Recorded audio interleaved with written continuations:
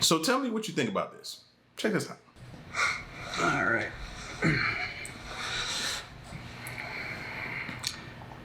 Actually, let's go somewhere else.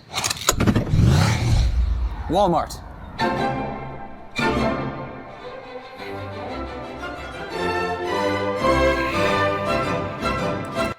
Sorry. Me and this place have a bit of a past. You know what I mean? One of my very first, it wasn't my very first job, it was my second job. And boy, oh boy, did they do a number on me. If mental health was being talked about back then, I needed some help back then, bro. What they did to me. If you ever worked there, then you know what I'm talking about. And I worked there during the times where they used to make you do the Walmart cheer and the squiggly. Remember the squiggly? Oh my God.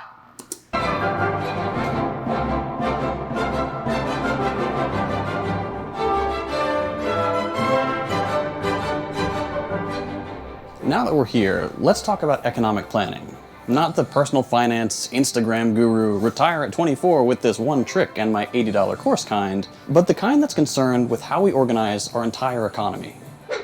If you've ever played a city building game, you kind of get the idea. You manage resources, from raw materials to labor power, with the goal of building a functional and stable society. Economic planning is one approach to the organization of the economy that doesn't rely on, or at least minimizes the role of, markets in economic organization. Markets are full of problems, not the least of which being the ridiculous assumptions made about human behavior that they rely on. And the idea with planning is that instead of a competitive free-for-all with vast inequalities in influence determining what happens, who works, for how long, doing what, and with what goals in mind, decisions are arrived at democratically. In capitalism, the singular goal of profit animates economic decisions, and there's a less than perfect overlap between what is necessary and good and what is profitable. By contrast, economic planning attempts to coordinate economic activity through some amount of forecasting, some amount of general economic steering, and a lot of coordination and cooperation. It often involves people communicating and organizing around their needs without using price as the sole indicator of what they want. But with that, and with economic planning in general, there's a tremendous amount of variation in what it can actually look like. But let's be honest, before we even get into the details, we need it. We need economic planning. Okay, so hold up. I want to get a couple things clear before we go any further. For one thing, it's pretty obvious to everyone that the market will just not save us from things like ecological collapse, right? Like, climate change is already making life a lot worse for hundreds of millions of people, and it's objectively just not going to get better. We can't buy green or— Not with us. Not with us. We're our own worst enemy. We are, especially when it comes to climate change, bro. You know what I mean? Myself included. Horrible, need to do better. I need to do better. You know what I mean? But I will say I do recognize the need. Some people don't even recognize the need to do better. They just don't care about it until it's staring you in the face, this global panic, and it's over with. You know what I mean? It's over with, you know, until the borders are flooding and the temperature is now changing at a rapid rate, then everybody will want to do something. Our way out of this. Capitalist markets, for all the great things Elon Musk stands somehow find to say about them, are just not capable of solving climate change in a way that doesn't end up with billions of people being displaced, sacrificed on the altar of capital, or being subjected to new forms of totally based rare earth metal imperialism. Capitalist economies need infinite growth. They demand it at any cost. And on a planet with finite resources, with the fossil fuel industry having the most power of any institution, period, capitalism and its markets are just not going to be the thing that gets us out of this. We need a plan for how to continue living on this planet, meeting our needs, organizing ourselves collectively. It's interesting how you said how to continue living on this planet. You know what I mean? Some people are already just figuring out, we just found a new planet. That's some people's solution. As hard as that may be to believe, that's some people's solution. We're just gonna find a new planet because this one is deteriorating. Instead of trying to work and fix this one. To manage our material requirements and our well-being. Not just letting whoever feels like it pull more from the earth than it can regenerate because they can make a quick buck. Capitalist economies are very narrow-minded. They only care about what can be monetized.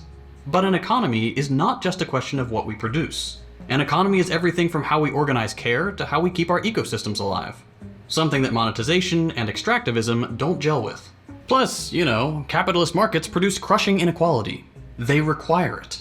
Market capitalism is stuck in a constant boom and bust cycle that throws millions of people into sudden poverty, while enriching those with enough capital to outmaneuver the collapse. Really, how many once-in-a-lifetime crashes Rich enough to outmaneuver, hold out, withstand whatever it is we're going to. You get that? Let that sink in when everyone else is panicking and running around like a chicken with their heads cut up. Like, they're able to hold out and withstand. That's why I be believing that they have the ability to manipulate and control what's going on because they know they can withstand it. So, and that's how they capitalize off of it. Oh, okay. We can send it down, get everybody in a panic, and then buy it back up, making ourselves even more wealthy. It's all manipulation. Have kids born in the 2000s already seen? Stagflation and monopolization are inevitable. In fact, they're the norm. But the levers to remedy them are kept out of democratic control.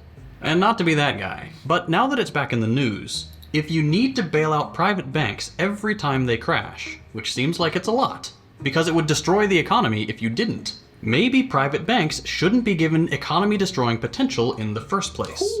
We very clearly need to imagine implementing something different, or the vast majority of the planet will continue to suffer from decisions only a few people get to make. And interestingly, we can actually look at Walmart for inspiration. Speaking of Walmart, Walmart is the company with the most revenue in the world. Just last year, they made an insane $570 billion in revenue. It's interesting he says that. When just, a few months back, they were threatening a shutdown of closing all their stores because of theft. Did we really believe that? Did you really believe that? I didn't really believe that. Did you? No, we didn't. And to give you an idea of how much money that is, there are fewer than 30 countries in the world with a GDP that big. Those two metrics are pretty different, to be clear. But still, most people alive today live in a country whose government isn't playing around with a budget nearly as big as Walmart's, and a smaller internal economy. Walmart has about 11,000 stores, and over 2 million employees in 24 countries. But that's just Walmart proper. According to the company, Walmart has over 100,000 global suppliers, many of which are so embedded in the Walmart economy we might as well consider them a part of Walmart itself. This is a huge business, and the kind of money it generates is what makes the family that owns Walmart, the Waltons, a wall-ton of money. And although Walmart is the biggest, there's a solid handful of companies just like it. So looking for inspiration at Walmart seems like a bad idea, right? I mean, it's no secret that places like Walmart and Amazon only have the kind of cash flow they do because of some of the most brutal examples of capitalist exploitation we've ever seen. Walmart pays its workers starvation wages that push them onto Medicaid and food stamps. Preach. I'm trying to think when I started, what was the wage? I want to say it was around $8-9 an hour. I wasn't making that much at all, bro, when I started with Walmart, man. It was bad, man. Bad. But understand, I was working there and going to college, right? You know what I mean? I was living on my own, and boy, them checks wasn't cutting it. You know what I mean? I was barely able to stay afloat. Talk about feed myself, man. If it wasn't for those Pell checks and stuff like that, those grants, oh my gosh, I don't know how I would have made it. But bro, I was in there working like I was working in a warehouse plant, stocking shelves, customer service. If they needed help unloading the truck back there, going to unload a truck back there, working on my shift used to be 11 to 8. That means when you wake up in the morning as a college student, you wake up in the morning, you go to work 11 o'clock, and then you're off at 8. The day is pretty much over. I used to hate that shift. I fought so hard to get on the 7 to 4 shift. You know what I'm saying? I would have to go help in a grocery. You would work, and don't let you try to take a few days off. The policy used to be back then, if you took 2 days off, you had to work 7 days straight where I worked at. So what was the incentive for me to take off? I didn't want to take off. I didn't want to work them 7 days back to back. No, I didn't want to do it. So, bro, I'm telling you, man. And then you had people there. My grandmother worked there. She's the one that got me the job. And she had been there she retired from there. She retired from Walmart. So she worked there forever, bro. And barely made enough. Like, so when he started talking about that hit home for me. The company is aggressively anti-union. It has one of the worst turnover rates in the country. Yep. It frequently denies its workers overtime pay and engages in other wage theft practices. It regularly violates labor laws, and it relies on child and sweatshop labor for some of its products. It uses intrusive surveillance tech on its clients and its workers. It greenwashes. And of course, it decimates local businesses by undercutting their prices so it can establish a local monopoly. In many ways, Walmart is the epitome. Do you know a lot of the suppliers that are working with them are struggling because they have to, in order to get in the store, have to cut their prices so low for Walmart that it's almost not even worth it for them. Of capitalist business practices. The perfect case of profit first, meaning everybody and everything else right off and dying. When I said we could look to Walmart for inspiration for something new, obviously I wasn't talking about any of that stuff. All of this is very much part of the old world that we need to leave behind. What can be of inspiration to a post-capitalist socialist society, however, is how Walmart coordinates its economy. Because despite being the iconic embodiment of capitalism, Walmart looks a lot like a country with a planned economy. Okay, here, before you tune out. Okay. Look, we're already, I don't know how many minutes into this video, and I need to clear something up. Capitalism does not equal markets. Socialism does not equal planning. In fact, despite the constant preaching about the efficiency of the market, capitalists and capitalist governments actively hate markets, and will do everything they can to avoid dealing with them. That's part of the appeal of becoming a monopoly or capitalist governments bailing out banks. It's capitalists escaping the market's negative consequences as much as possible, and giving themselves more predictable outcomes than markets provide. But I'll explain that in a second when we go back to talking about Walmart again. Anyway. Why did he have to show that game? I was struggling to listen to him. Y'all don't have to tell me what he said. I was too busy into that game, because I remember how many times I tried to beat my high score in that game. Capitalism does not equal markets, socialism does not equal planning. At the most basic and oversimplified level, what differentiates the two is who has ownership of and control over economic production. Under capitalism, it's capitalists. They own businesses privately, and the general structure of society, its laws, its politics, its economy, and so on are geared towards satisfying their need, making profits. Often at the cost of collective needs, like air that's still good to breathe, or people having enough money to not have to finance a pizza with zilch or afterpay. Under capitalism, profit guides economics, and it goes to the small group that owns factories, land, stores, hotels, stuff like that.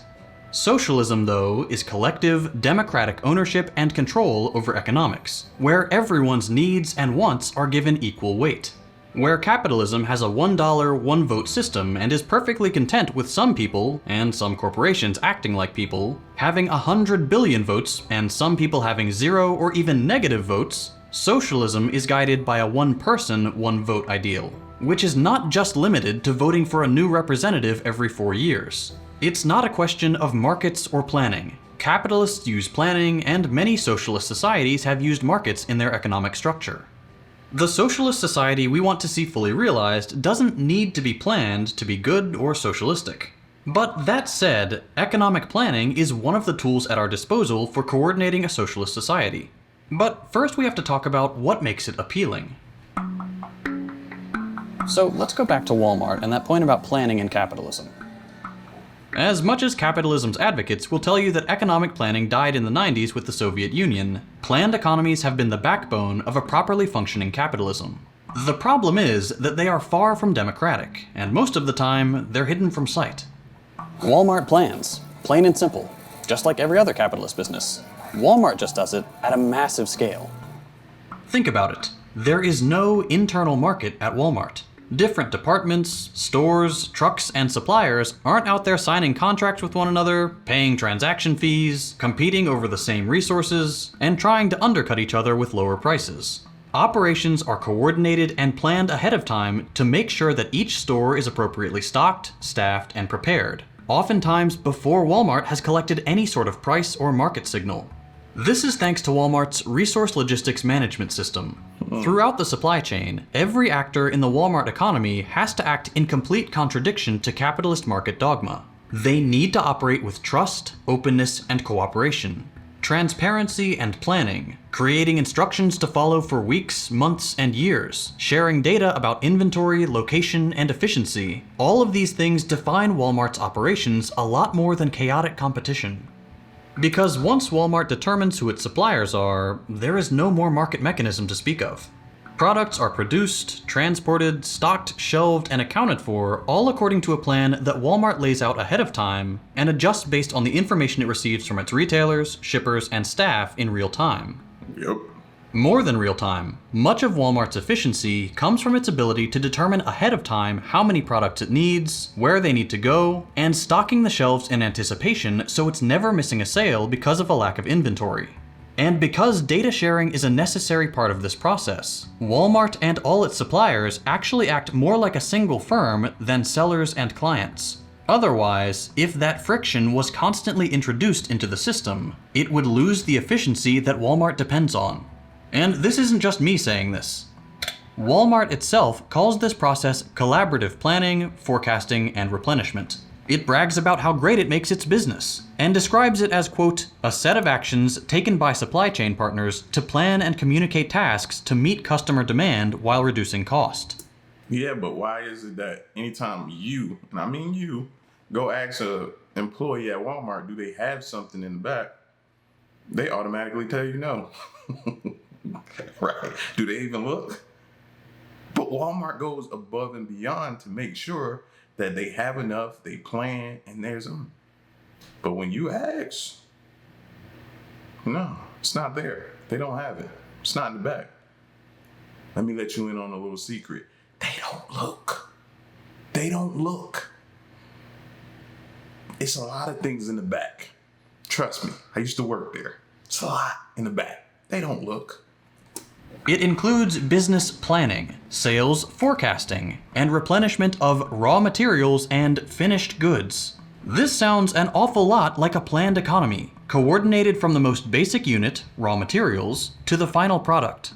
When you read the different steps in the CPFR process, it all seems like a far cry from the supposed anarchy of markets, where prices are constantly in flux and an army of small producers compete over consumers. In direct contradiction to what capitalist economists like Mises or Hayek believed, that information about consumption is too hard to collect, aggregate, analyze, and use as the basis of predictive and adaptable production, that instead individual producers must follow the whims of the markets and price as best they can or risk preemptively overproducing. What Walmart and every other business that has copied its model exemplify is that data can be collected and used to predict accurately where things need to go ahead of time. And it works. Rarely does Walmart's model make a costly mistake. And they're second to none when it comes to that. However, because Walmart, and similarly any other company doing the same thing, like Amazon, are in the business of gleaning profit off this process, this system isn't even as good as it could be. With no internal democratic framework to decide what is acceptable to optimize and what isn't, how profit might instead be used not on shareholder payout, but on greater efficiency and automation, the company limits its own innovations, like automated shelving with warehouse robots, to take advantage of cheaper, overworked, and highly surveilled human workers who have little ability to institute structural change. In any case, inside a sea of market competition, there are islands of planning so big they actively look like countries. But that's already giving market competition too much credit. The sea of market competition within which these corporate planned economies operate is also very much planned.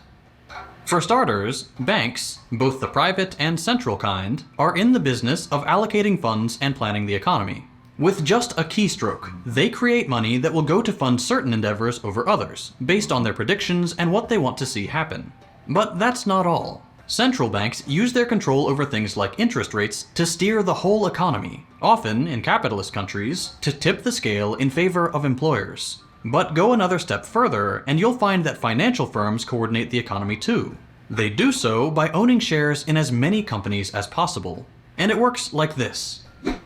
An investor who has holdings in one airline or telecom wants it to outperform the others, to increase its profits even if only temporarily at others' expense. But an investor who owns a piece of every airline or telecom, as occurs in a passively managed index fund, has drastically different goals. Competition no longer matters. The overriding interest now is squeezing the most out of customers and workers across an entire industry, no matter which firm does it. That's why people pretty much turn to index funds majority of the time. You know what I mean? That and the fact that it gives you, I don't know, it's less stressful. Let's say that. It's less stressful when you invest in an index fund like that, because if one is underperforming, the other ones can lift you up. You know what I mean? So when you're investing in one single stock per se, if that one goes down, you don't have nothing else to lift you up. So people turn to an index fund, so then they can breathe easier. They don't have to worry about it. You know what I mean? And if you got the right companies in there, in your S&P 500s and your NASDAQs, your Dows and different ones like that, if you got the right companies in there like they do, your Apples, your Teslas, your different ones, then you invest in those. And now it's all about, like he just said, the work. Principle. Capitalist competition should unremittingly steer the total profits across the sector down, ultimately to zero. This is because even though every firm individually aims for the highest possible profit, doing so means finding ways to undercut competitors and thus reduce profit opportunities sector-wide. Big institutional investors and passive investment funds, on the other hand, move entire sectors towards concentration that looks much more like monopoly, with handy profits, as firms have less reason to undercut one another. The result is a very capitalist sort of planning. And this isn't a rare occurrence. The chance that any two firms in the broad S&P 1500 index of the US stock market have a common owner that holds at least 5% of shares in both is today a stunning 90%. In other words, undemocratic planning is the point towards which competitive capitalism converges. And just to really hammer home this planning under capitalism point, look at a company like Sears. Ooh. In 2004... Y'all remember Sears? Are there any Sears stores left? I remember that as a kid. My parents going to Sears and different things like that, man. Sears warehouse or Sears store to get different things, whether it was a washer and dryer or wherever it was. I remember my mom having like a card for them. Oh man, I remember Sears. Wow. The company was taken over by a hedge fund, and Edward Lampert was put at its head. Lampert had drunk the competition is better than planning Kool-Aid, and he went about completely reorganizing the company from the inside, turning all its different units into their own little autonomous and competing companies. In other words, bringing the market, and all the supposed good things capitalists have to say about them, inside the company. So you have looked inside his performance and how he actually runs this company, and it's fascinating. It's not your typical retailer.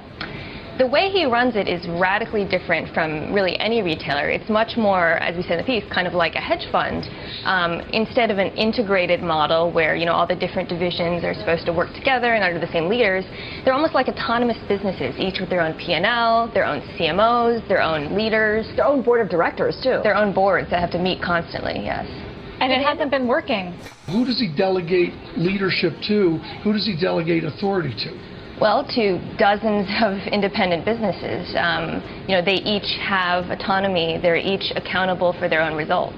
So there's like appliances. I go to Sears and I buy a washer and a dryer. There's one separate business for that. That's its own business, yes, with its own profit and loss statement, its own leaders. Well, let me ask the obvious question. Within a typical Sears, how many separate businesses are there? It's varied a little bit, but over 30 is what we found. Lampert's plan was a show. Whoa. I never knew that. Whoa. Whoa. Bro, whoever thought he was in his right mind or that was a good idea? Oh my gosh. Just to give you an idea of what Lampert's plan looked like in practice, when a sub-company within Sears, like the apparel division for example, wanted to use IT or HR, or work with any other part of the company for that matter, They had to do what different businesses do: sign contracts and pay transaction fees every time. But of course, internally, different businesses would find it was cheaper to get outside contractors than to work within Sears. For example, Craftsman Tools found it was cheaper to get batteries if they didn't use the in-house brand Die Hard, so Die Hard's profits took a hit. And that story was repeated all throughout Sears. Oftentimes it was just better to screw over other Sears units completely than work together like in a normal business. The bottom line of the company wasn't their concern, just whether their unit would have good profit-loss statements. So different product units would compete over the limited shelving space, apparently ending up with stores where screwdrivers were right next to lingerie, because they weren't trying to optimize what customers got as a whole, just what they could squeeze from each other. Loss leaders, the products that sell but don't make profit in order to bring customers in for the more profitable products, were completely screwed over now, so they were forced to jack up their prices.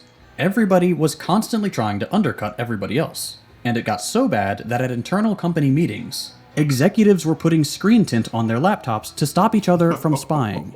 The company wasn't doing well before Lampert took over, but the internal market only hurt it more. Once the money really started drying up, all hell broke loose, with the different units all fighting over the same resources and having no reason to collectively invest in the store's infrastructure. Capital expenditure stopped almost entirely. Year after year, Sears was reporting billions of dollars of losses.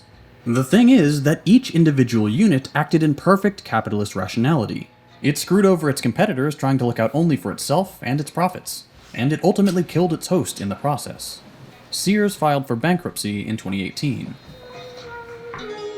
Wow. This is why companies monopolize, integrate vertically and horizontally, expand into new sectors, find common investors, bring their suppliers in with transparency requirements, and plan.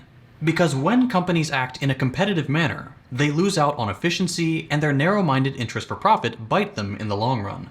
It's not hard to see the mess that happened within Sears as analogous to the mess happening in the rest of our global competitive economy. The fossil fuel industry has absolutely no interest in not pumping more carbon into the atmosphere because the more oil is burned, the more their lines go up. It will keep going down this path, screwing over its less polluting competitors and all of us collectively until the Earth is completely unlivable because profit dictates its every move, not the health of the... Again, like I said, us. It comes down to us.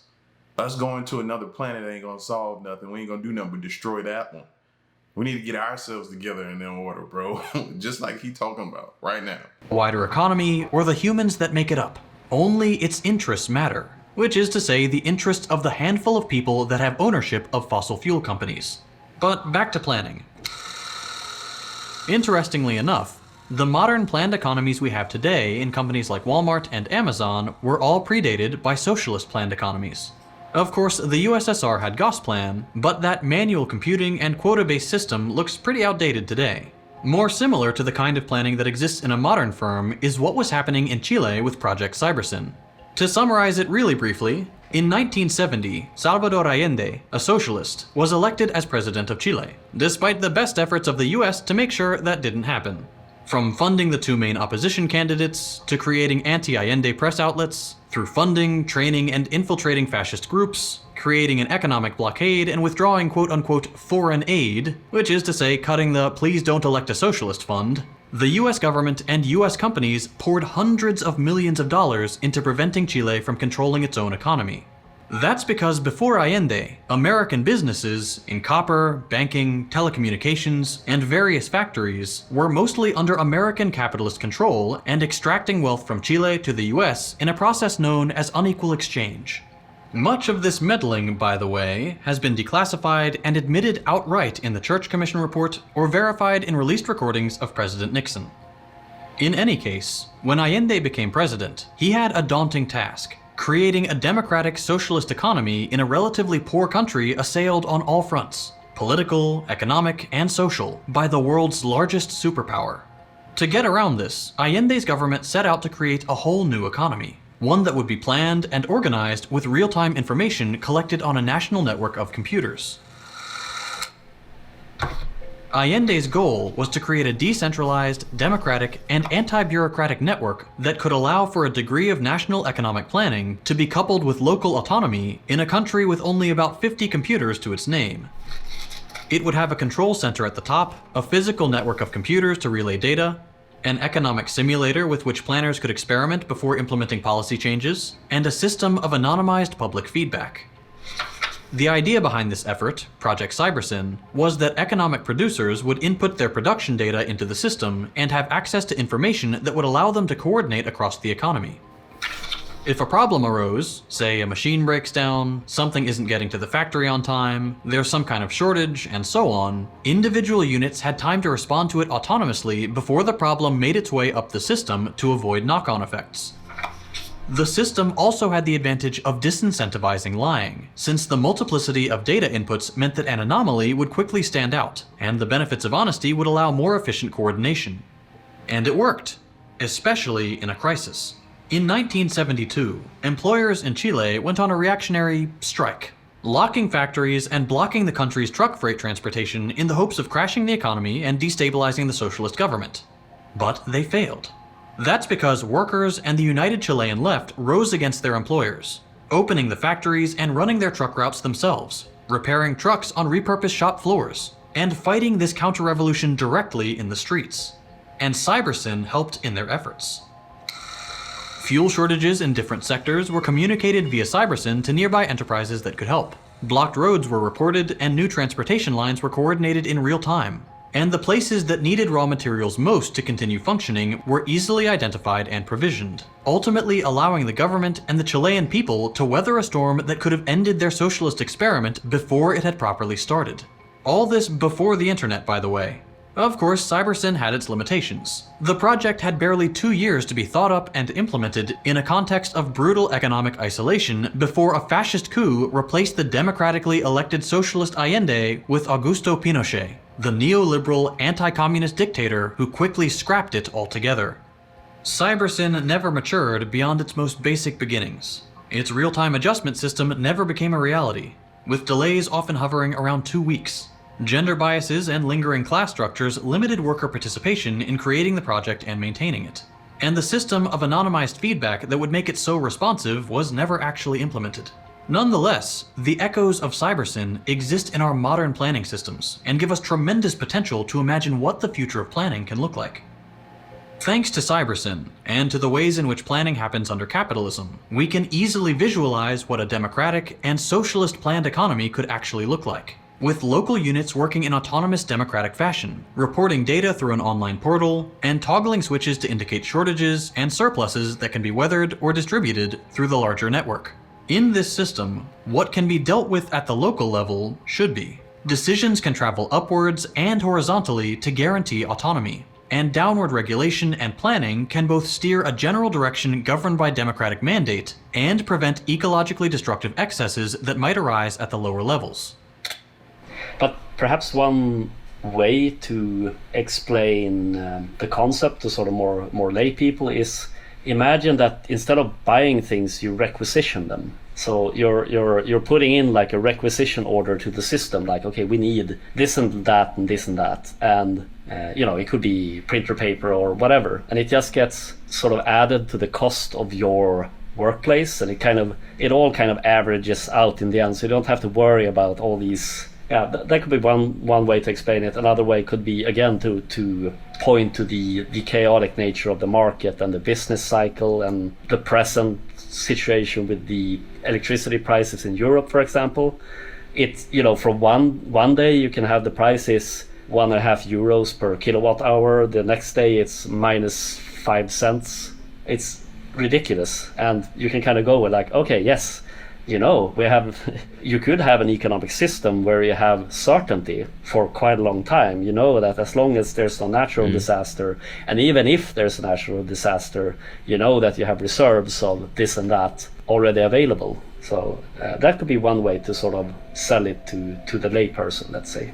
Just pretend it's in the cloud. So you have like a planning cloud, and let's say you log into a front end over your web browser, and it just, it takes care of all the heavy lifting for you. And you could make sure you have a regional backup system for this, and you can do like because there will be a problem, like everyone cannot log into the exact same computer at the same time, like a billion people on the same computer. That's going to be difficult. But you could imagine, you know, you have a municipal little cluster of 100 computers. That's not inconceivable, and maybe you log into that and you do, you know, you make a rough thing. It maybe in a week it gets synchronized centrally, and then, you know, but that's perhaps overly technical. Okay, so we wouldn't require, you know, supercomputers tied into each business, right? We could have fairly modest hardware that would all be able to communicate on fairly standard networks, and then all that information would be aggregated and fed into a presumably larger machine that would run the more important nationwide side. It has the access to the cloud. Yeah, shared between everyone, right? Yeah, I think it's better. The cloud. That's what I was sitting here saying to myself, like, no, the cloud probably is better. Metaphor is better. Just kind of pretend that it's just there. Yeah. Because we can do that. And none of this means abandoning markets or gift economies or anything like bringing everything under the plan. Most things we do for daily social reproduction don't require planning. Planning is not the way to do socialism. It's just a tool of economics. Oftentimes when we imagine the future or feel paralyzed by trying to change the present, we easily get our imagination stuck in either a primitivist dystopia, a productivist, fully automated society on a burnt-up planet, or a market dictatorship under the ultimate megacorp. On a burnt-up planet. Oh man, it's sad, but it's true. To talk about planning in more realistic and democratic terms is not to sell you on it, but to give credibility to the possibility of a socialist economy that actually provides for everyone and responds to our desires. Because it's feasible. We don't have to come up with the perfect system and figure out every detail before we work to change society. No historical movement has ever worked like that. And in those watershed moments where everything seems to change at once, there is always room for those who come after to make improvements. All we need is something better, not something perfect. And since we know we can make a more democratic, a more efficient, and a more sustainable economy with the tools at our disposal today, that's enough to start. But that won't happen. It's too much like good or right or like that. You know what I mean? But anyway, man, y'all get at me in the comment section, bro. If you enjoyed this video and like things like that, man, sometimes we gotta have those real woodshed conversations, man, and it has to be had, you know, trying to put the mirror in front of our face, so to speak. So smash that like button and stick around. I'll be back with some more. I'm gone.